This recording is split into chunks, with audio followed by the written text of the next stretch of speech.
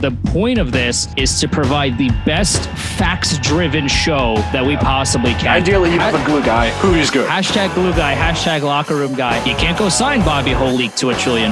You can't do these things.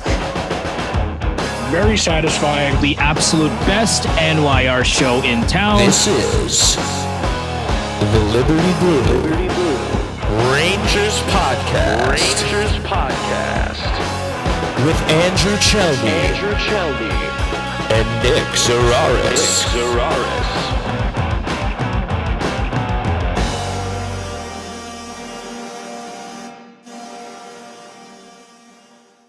Welcome to the best Rangers podcast in town. I am Andrew Chelney alongside Nick Zararis, and we are Liberty Blue. We scream about the New York Rangers so that you can save your voice. That's how deeply we care about you. We appreciate that you've joined us for the ride. This is episode 17 live on Twitch, and it's a special one to say the least. We will put the full video up on our YouTube, Liberty Blue Podcast, and the audio version will be available wherever you get your podcasts as well. Just search Liberty Blue, and it should be there. At Liberty Blue Pod on Twitter and Instagram. I am at Chelney Andrew, CHELNEY Andrew, alongside Nick Zararis, ZARARIS. Those are our personal handles to follow as well.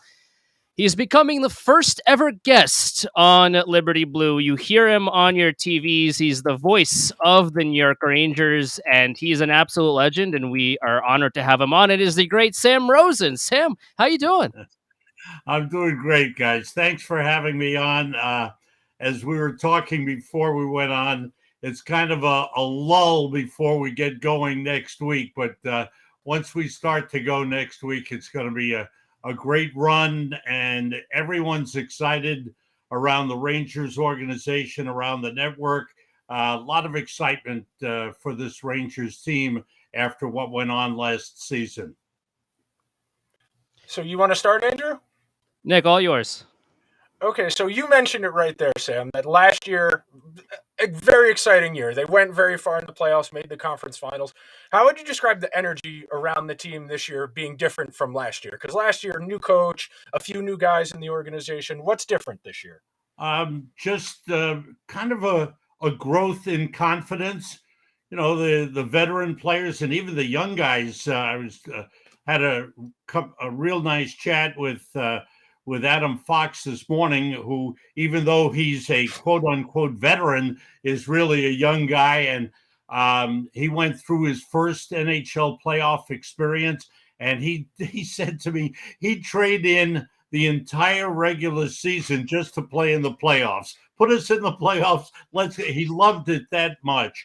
And I think the excitement that went on, the fact that the team played so well, went as far as it did, and there's a belief that they have the players in the room that can go even farther. A couple of additions. Yes, they lost a couple of players, but you start the season with some real quality players. You start, the man I mentioned, Adam Fox, is a Norris Trophy winner and should only continue to get better. They have the best goaltender in the NHL in the room, in Igor Shesterkin. They believe in him 1,000%. And then you have the high caliber players that we know about: Mika Zibanejad, Chris Kreider, Artemi Panarin. They brought in Vinny Trocheck. There are a lot of good reasons to believe this team can not only match what happened last year, but with some good luck and things fall right for them, maybe go even farther. Well, to piggyback on that, Sam, one of the storylines from maybe the outside noise is that the Rangers are kind of sped up through the process of their rebuild, and the Eastern Conference Finals appearance was maybe a little bit too quick, and maybe was a little bit too soon, and that they won't repeat that success this upcoming season. Do you think the Rangers have what it takes to go back and maybe even go further than that, or maybe last season was a little bit maybe too lucky, and maybe they shouldn't have gotten that far?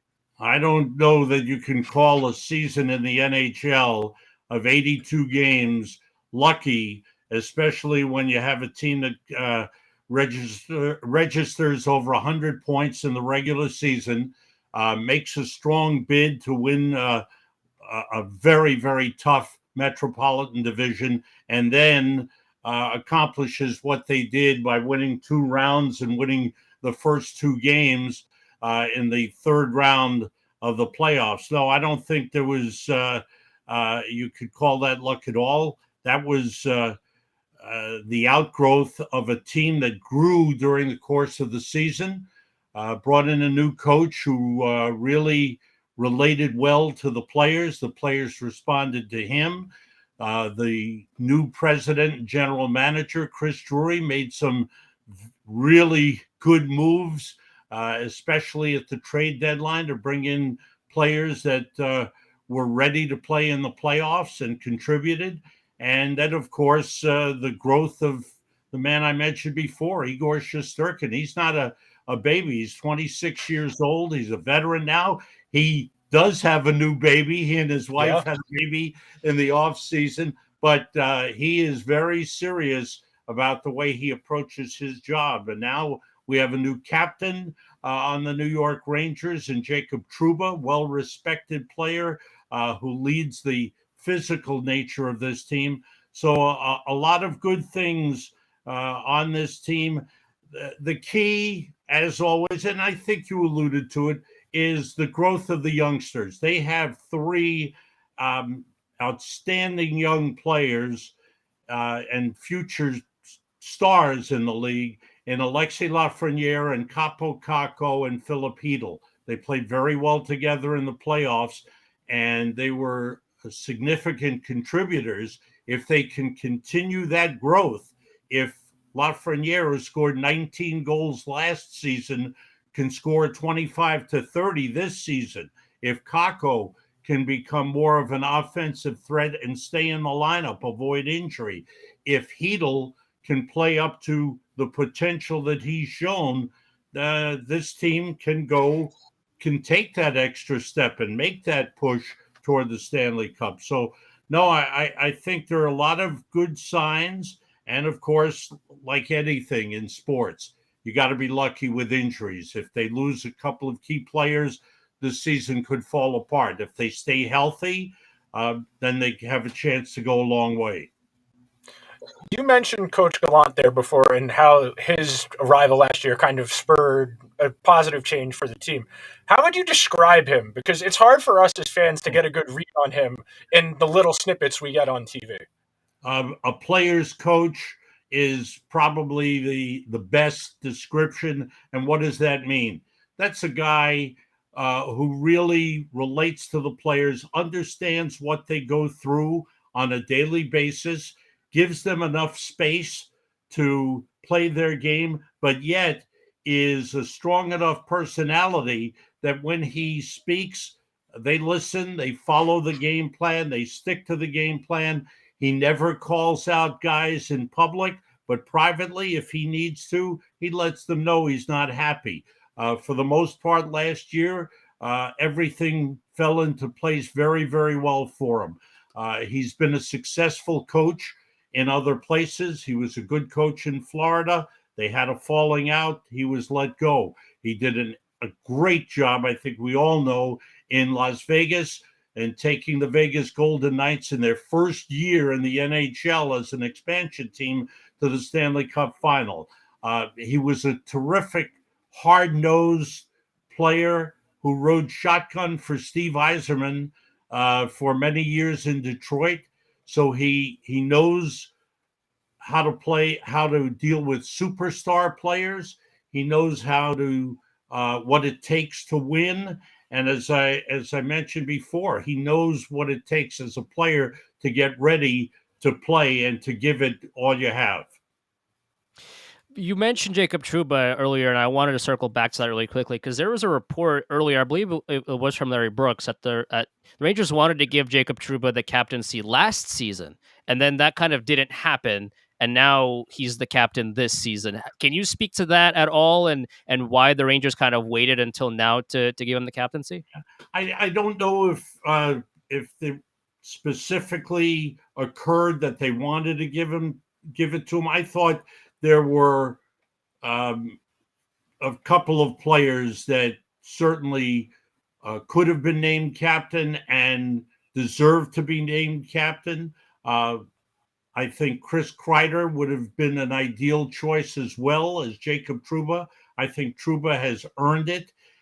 He's come in from Winnipeg in a big trade, handled the change, has been the physical leader on the ice, just the force with his play. His overall defensive play has been outstanding as a New York Ranger, and then he's contributed to the growth of Keandre Miller, who's been his on-ice partner, and Miller has grown enormously in just a short period of time. So he's contributed in every way. And then off the ice, there's a strong bond among the leadership group, as it's called. You could have made a case for Mika Zibanejad being the captain. You could have made a case for Artemi Panarin being the captain, although, his English he still struggles with it a little bit. So you lean towards someone who's better handling the language and the communication part, and certainly Trouba is able to do that. But he's got those other players around him. You have a young up-and-coming leader in Adam Fox, who is respected in the room, intelligent player, good man on and off the ice. Ryan Lindgren, another player. So you have that core leadership group where they all talk to one another. It's not just that Jacob Trouba will stand up in the room and say, whatever I say goes. No, there's a lot of communication, and they try to incorporate the youngsters who have joined the team as well. And then there are veterans that have come from outside, a two-time Stanley Cup champion in Barclay Goodrow, Ryan Reeves, who's been around the league with top teams, played on that Vegas team for Gerard Gallant. So there's a lot of maturity, leadership in the room. And I think with Chris Drury taking over, new management up top, new coach coming in, I think that Chris and Gerard Gallant wanted to assess the players in general, so that when a captain was named, that they would really feel strongly about the person they named. So I think that's a big factor in why they held off as long as they did. So a quick follow-up to that, and you mentioned Kreider and Zibanejad. Do you think there's a reason why the C went to Trouba instead of those two in particular? Not I don't think there's a singular reason. I think that he just checks all the boxes. The way he plays, as I mentioned before, the way he plays on the ice, the way he relates to other players. When you look in the room, you can see the connection that he has with the other players, whether it's a young player like Keandre Miller, who I mentioned before, or the veteran guys that I mentioned as well. I think there's a great relationship, and certainly on the ice, the players know he's there to protect them, which he's done. He's there to lead physically, which he's done. When teams play the Rangers, they know they have to look out for Jacob Trouba, and a couple of times in a game, he'll land some big hits, and they'll feel it, and they know it'll have an impact on both the Rangers and the opposition. So, I think he just checks all the boxes. So shifting from the intangible, where we've been talking about the leadership and the coaching, what on the ice so far through training camp and the preseason has jumped out to you in terms of the competition? Because it's hard to go from, oh, we were just in the playoffs, like you said about Adam Fox, just wanting to go to the playoffs right away. How do you deal with that as a team, looking at that? How has training camp gone in that respect? I think training camp has gone well. Again, as I mentioned before, there's a confidence in the room based on the fact that they proved that they could play with the top teams in the league. Now, we don't know how they would have matched up against the Colorado team, but certainly against the two-time Stanley Cup champion Tampa Bay Lightning, they were right there. They were up 2-0 in Game 3, and man, if they could have won Game 3, who knows? They could have been in the Stanley Cup final playing for the big prize. But I think that's what they proved to themselves, that they could go through an entire season, play with all the top teams in the league, handle whatever pressure there was in the race for first the playoffs and then for first place in the division. And then, of course, the pressure of the Stanley Cup playoffs. So I think that confidence is there. That's noticeable in the way they're approaching it. But I think what's also noticeable is everyone came into camp early. They came into camp in great physical shape. There's no longer this idea, the old idea. I used to have arguments with Phil Esposito, God bless him. And we used to argue about training camp. And he'd say, no, you need training camp to get into shape. I said, Phil, that went out the window a long time ago. Guys come to camp. They know they're in competition. They know they're fighting for jobs. And I'll give you the perfect example is Jimmy Vesey, who started his career with the Rangers, 3 seasons, moved off, went to Buffalo, went to Toronto, Vancouver, and then last year with the New Jersey Devils. And basically he's in camp on a professional tryout. His career is on the line. So he is busting it. He is playing his tail off, and he knows that this is an important point in his career. He's 29 years old. If he wants to get himself some kind of long-term contract, he's got to come out and have a real big year for a good team. So he's fighting to make the team. You're seeing that competition for a couple of spots. Not a lot of spots on this team, but yes, there's you mentioned the names, Julien Gauthier, Jimmy Vesey I mentioned, Dryden Hunt is another one. These are players that are good players and can contribute to the team, but you don't have many spots. And whether they keep 22 or 23, that'll be the Chris Drury's decision. But it's tough to make this team.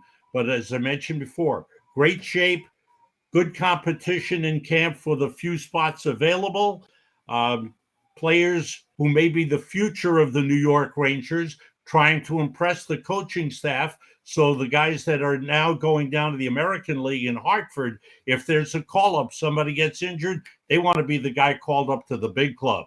They don't want to languish in Hartford all season long. They want to come to New York. So you're seeing that in camp. And as I mentioned, everybody in great shape coming to camp.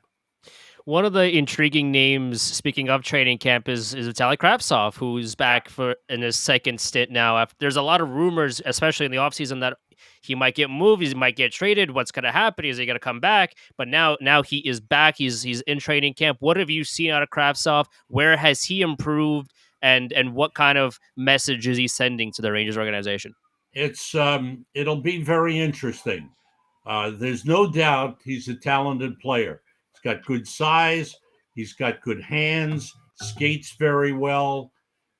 I would say to you, in the games that I've watched, every game, the 5 games, and watching the practices, there hasn't been any wow moments. He skates well. Has skated a lot with Artemi Panarin. They're looking at that. That's a possibility. He certainly feels comfortable on the ice with Panarin. Certainly the Russian connection. Though he speaks English fluently, he's fine. But I think he feels very comfortable when he's on the ice with Panarin. But it'll be interesting to see how they go. Today they skated in practice, and Capo Caco is on the line with Zibanejad and Kreider. And, they're trying different combinations to see who's a good fit. Goodrow was on the line with Panarin and Trocheck. So it's, the coach is still looking to see what the best fit will be. It might get into the early games of the season, and the coach will try different things, experiment a little bit. The key combinations are staying together.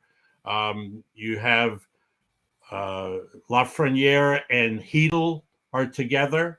Zibanejad and Kreider together, Trocheck and Panarin together. Now, who will be the third man on those lines? Well, they've got guys who are very talented and can play different positions. Goodrow is like that. They can move him around. They're hoping Sammy Blais will be like that. Sammy Blais, we don't know what he is yet. Big trade. Buchnevich goes to St. Louis. Blais comes, but he gets hurt right away last season, so we don't know what Sammy Blais is. But skates very well, good size, and last night in the game against Boston, preseason game, he had 7 hits. That's what they want to see. They love that. So, but can he score? Can he have a little of Frank Vetrano in him and maybe pop a few goals? They don't know that yet. The man that we've been talking about, Kravtsov, has offensive skills, but again, I haven't seen that wow factor where you say, wow, nice play. Wow, great pass. Wow, what a shot. Haven't seen that yet from him, but they're going to give him every opportunity. They don't want to give him away. This is a talented player, but they've got to see what they have and figure out what they have, and if he can be a missing piece to the overall puzzle. So we've been talking about the right wing, which has kind of been musical chairs during the preseason, where they try and find the right chemistry. What have your impressions been of the battle for that third left defenseman spot? I would say Zach Jones has a good chance to be the guy. He's that's another player who came out of college, great reputation, helped UMass win a national championship, played a few games with the Rangers, was nervous, came to camp last year, showed improvement, spent most of the season in Hartford, did come up briefly.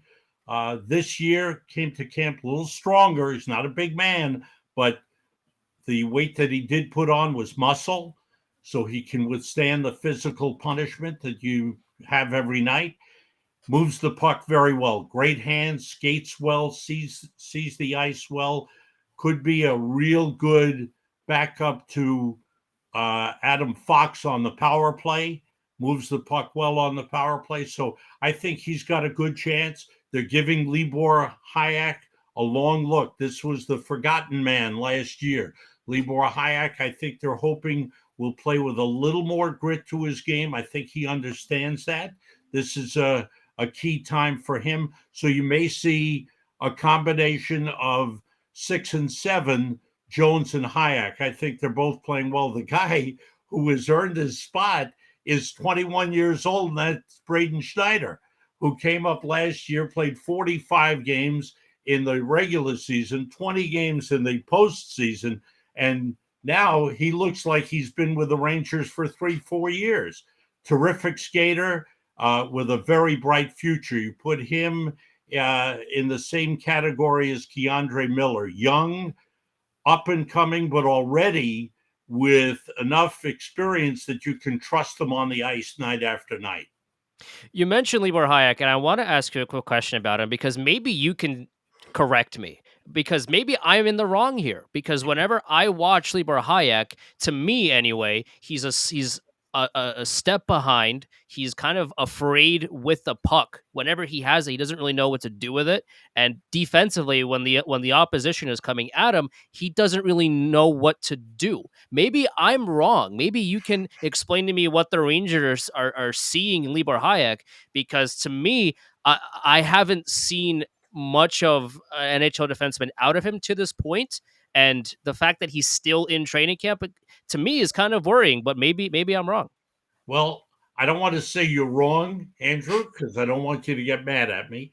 But I think the coaches feel that he has the potential.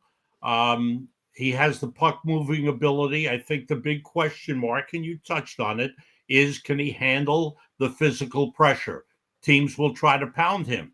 But I think last year was very difficult for him, and he stuck with it. You know, he was at practice every day. He was working hard every day, could not crack the lineup.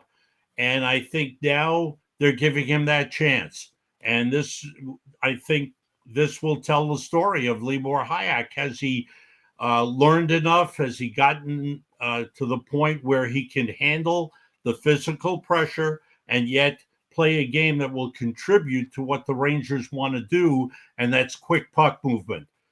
Shesterkin gets it, moves it to the D quickly, pass out, maybe even to center to Panarin, whatever, or the D gets it, moves it up, move the puck quickly, move it up ice, and then join the play when it's there. You need that fourth guy joining the offense. If the opening is there, you want him to jump in, and whether it's on the rush or pinch in along the boards, you want him to be able to contribute offensively as well. I think Hayek has some of those capabilities. I don't know that he has all of them, but he'll be given the chance to show it. And so far, he hasn't shown himself to be a liability. I think he's learned from all the work he put in last year, and I think he believes in himself enough that he can do it. We'll see if that tells the story when he gets on the ice in the regular season. What were you most curious about this team coming into the year, Sam? Wow, that's an interesting question. I think how they would make up for the loss of players who were important contributors in the playoffs. Kopp was important. Mott was important. Vetrano was important.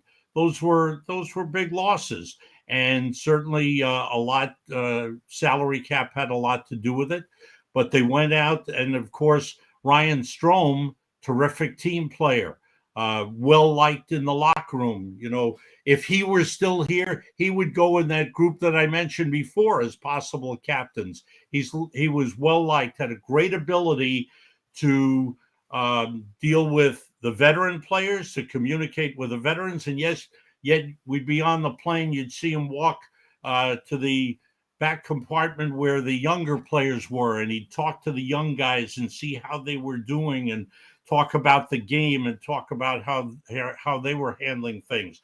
So a great ability to deal with both players. But he signed a 5-year deal in Anaheim, and wish him nothing but great success. He was a terrific New York Ranger. So how they made up for that loss was very important. They go out and they sign Vincent Trocheck, their biggest signing of the offseason, and he's an outstanding player. He's been a 30-goal scorer in Florida, hard-nosed player. He can play third line, second line, first line, whatever you want, he can give it to you. And he plays with that edge to his game. We saw it last night when he knocked down Studnicka after Studnicka had taken a shot. He sent him flying. And I think that's the edge that the Rangers are hoping for. And that might be the difference between him and Strohm, that Trocheck's a little more physical player than Strohm. He needs to learn how to play with Artemi Panarin, and he's doing that. I think the first thing he said to me was, well, you don't know where the pass is coming from with Panarin. You have to be ready at all times. But good players know how to play with great players, and he's learning, and they're working well together on the ice. But that was the biggest question in my mind, and we're seeing it. I was wondering who would make the team, who would they bring in? Bringing in Jimmy Vesey, as I said before, he's playing his tail off. This guy understands where he's at in his career. He's learned a lot. He had a good year with the Devils, has added penalty killing to his game, still has some offensive touch around the net, not afraid to go to the net. And another player, the versatility, and I touched on that before, something that Gerard Gallant really values is versatility in his players. He can play fourth line and be a penalty killer, or he can play up on the first line. And he was playing up with first line. I want to correct something I mentioned before. I think I said Goodrow. He was playing up on the first line with Zibanejad and Kreider, while Kakko was on the second line with Panarin and Trocheck. So Jimmy Vesey's getting a chance to show everything he can do, both as a physical player, an offensive player, and a penalty killer as well. One of the names that I thought was going to be in training camp but wasn't is Nils Lundkvist, who's now in Dallas. And this trade happened a couple of weeks ago, and I still kind of don't believe it. Like I don't for at least from an outsider's perspective, I kind of don't understand why the Rangers did this move. I like the return that they got for Nils Lundkvist. I think he's a very talented player, and I think he's going to do well in Dallas. I think he should have still been a Ranger. I think there was a fit here. I think he brought talent and more of an offensive punch to that blue line and that otherwise, besides maybe Adam Fox and sometimes Jacob Trouba, doesn't that the overall blue line could have used. And I'm kind of questioning why this move had to happen. Can you offer me any insight as to that? I would say to you that I agree with your assessment. He's a talented player and a mature player. That usually the players who come from Sweden will be a little on the more mature and be able to handle the transition to the NHL. I would say to you that his being there gave them maybe a little too many of the same type players. You have Adam Fox, and you signed Adam Fox. The Rangers have signed Adam Fox to a long-term contract. He's going to be there for a long time. You have Zach Jones, and I think they like the way Zach Jones has progressed. And I think in the grand scheme of things, he was ahead of Nils Lundkvist. Lundkvist had been down in Hartford. So was Zach Jones. I think that Jones was ahead of him. So I think they felt that Lundkvist was expendable, and they did get a return for him. So there was value there. So you can't keep everybody. It's one of those things. You love your players, but you can't fall in love with your players to the point where you can't give them up. I don't love the term, but they're assets. And you have to use those assets to improve your team. And while you have a player like Lundkvist who has value, and you have a partner who thinks he could be of value to their team, you make the deal. And I think that's really what went into making the deal. You don't mind having smaller players, but you can't have too many of them. You need some players with size, then the puck-moving players. And if they play Fox and they play Zach Jones, you have two of them. The rest of the defense has the size. And, of course, Fox is playing with Lindgren, a physical defenseman. Zach Jones will be playing with Schneider, a physical defenseman, young and strong. So I think that's what went into the move. That was probably the key element in making that deal. Not that they didn't like Lundkvist, but they had to use him as an asset to get something back while he still had value. So, Sam, this is a broadcasting question. How do you keep track of everything? Because I know I catch myself talking too fast while I'm watching something. I cannot imagine having to talk into a microphone while trying to keep track of everything and still making sense while not losing track of what I'm trying to say. Try not to go crazy.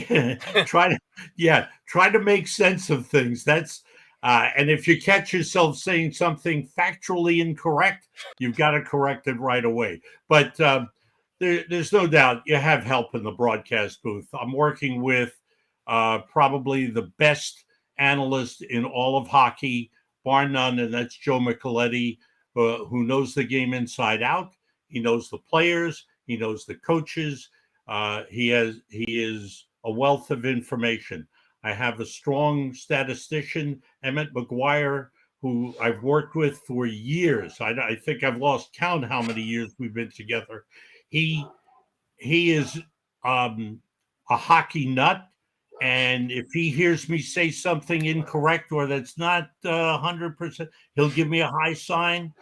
So there's communication there. But he's also providing me with information during statistical information that I might not have at my fingertips. He's got it, and he'll hand it to me. So it's a team effort, coordinated, and we've got a great production team.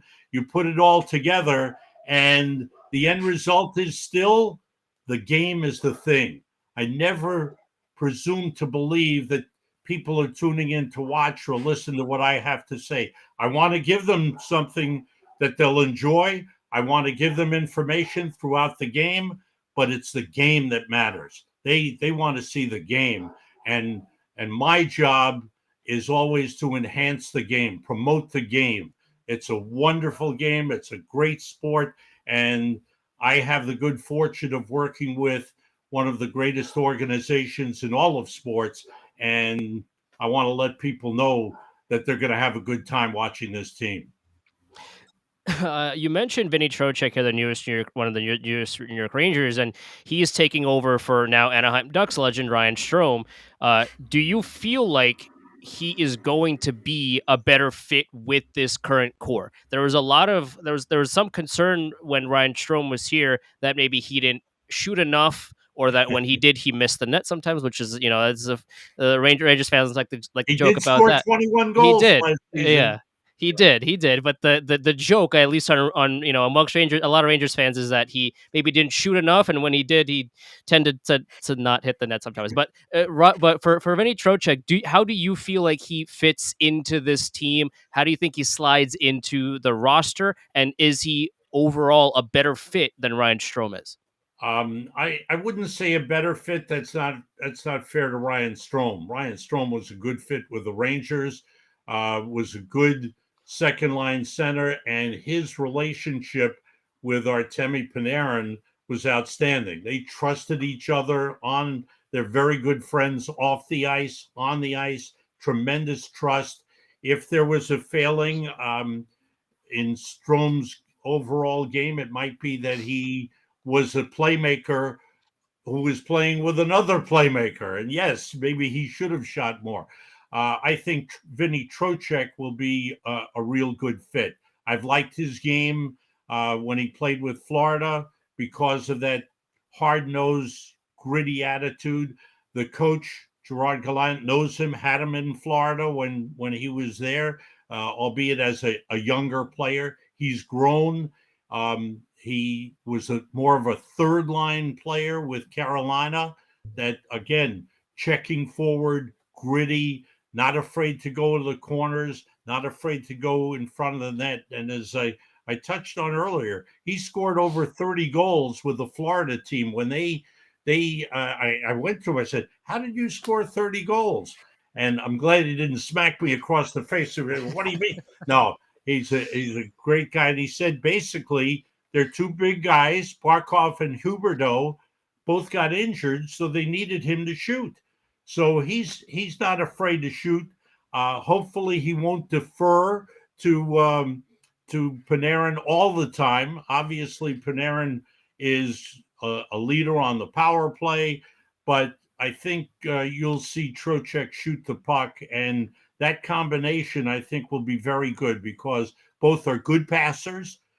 Both skate very well, and I think he'll be a very good fit on that line. And whoever they add to that line, whether it's Kravtsov or whether it's Capo Caco or whomever, I think you'll have a strong playmaking combination. Now they've got to figure out, okay, who's going to put the puck in the net? And I think you'll see Trocheck have a pretty good year. What do you feel is the biggest key to success for the Rangers this year, Sam? Stay healthy. Stay Yeah. healthy. Yeah, it's the X factor. Whenever I'm asked about what do you think, who's going to win, who's got the best. Let's see what the roster is like in April, and then we'll have a real clear vision. If everybody's healthy, if the key players are healthy, as they were for the most part last year, you got a chance to go a long, long way.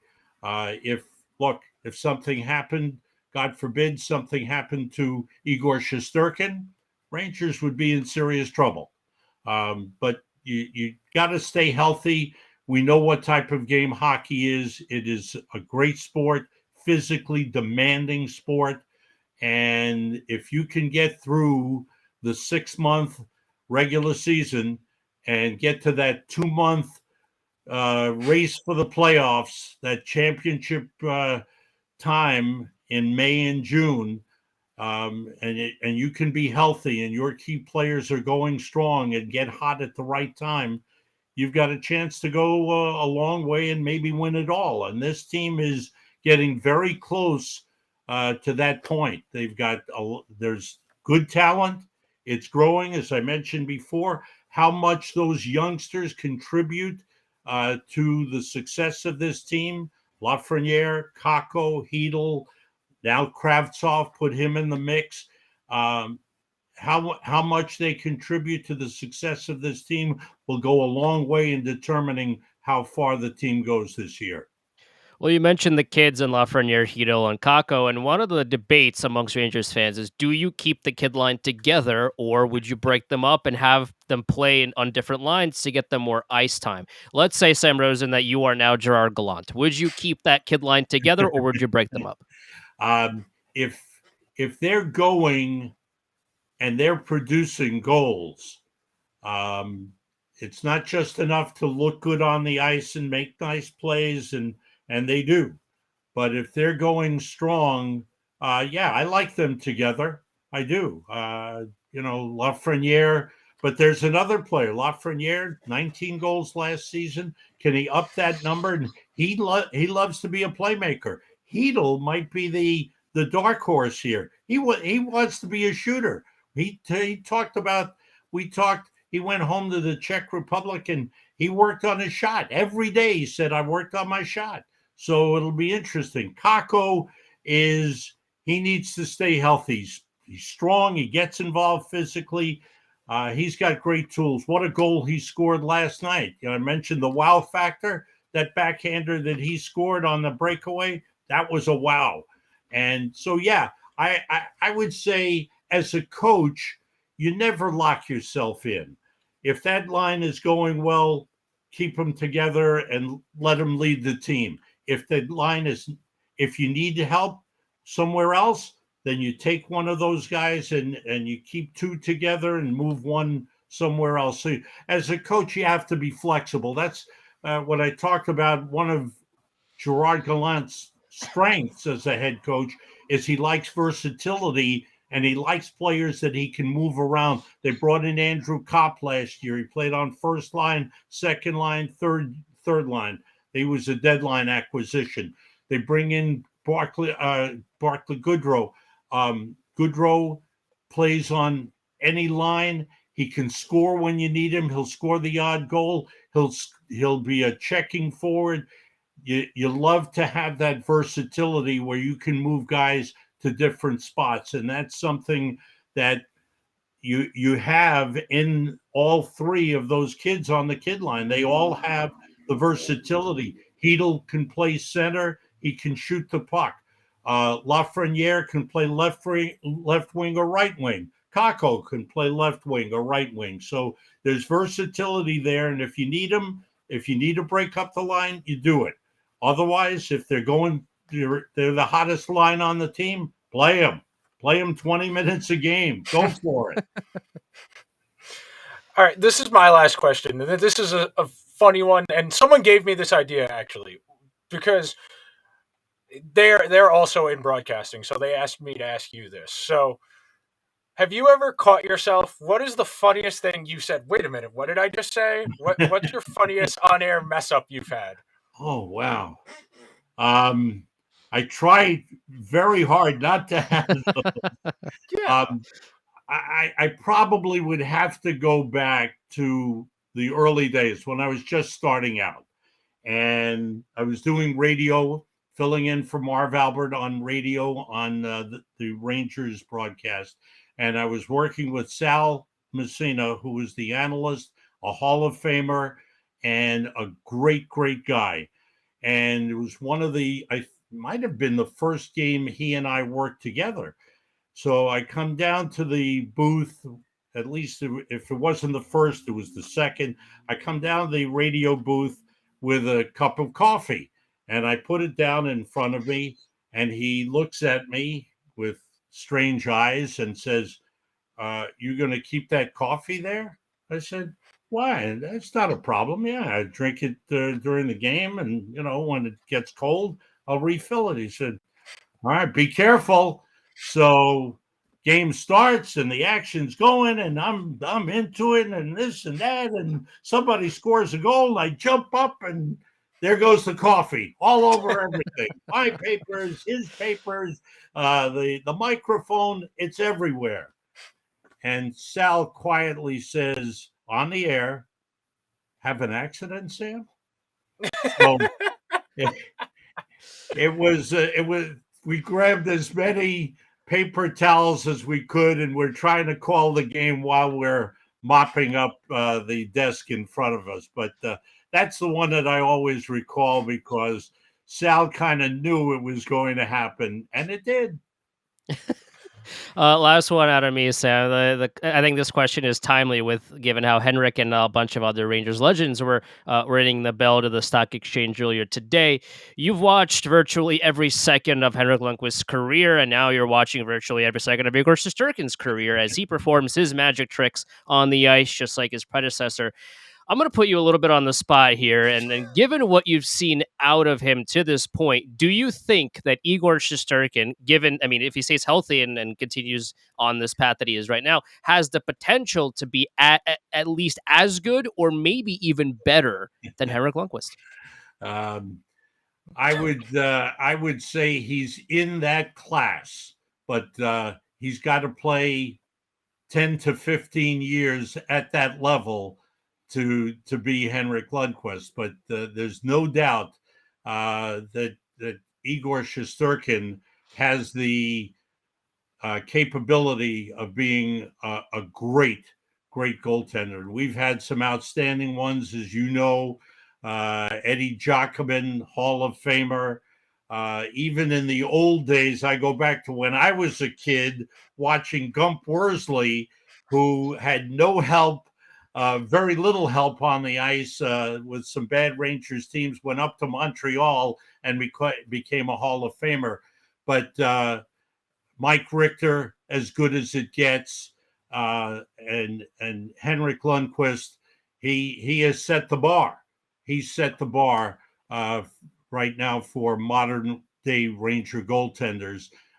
Just the face of the franchise, the leader on the ice, and I think Igor Shesterkin has the capability, as he showed last season, of being a great goaltender. We'll see. Certainly, if he can put those years back to back, and the Rangers go deep in the playoffs, then we'll know we have something special. Then we know we have something super special. Sam, you're the best. You're the absolute best, a legend, and we super appreciate your time. We've been with us for 45 minutes.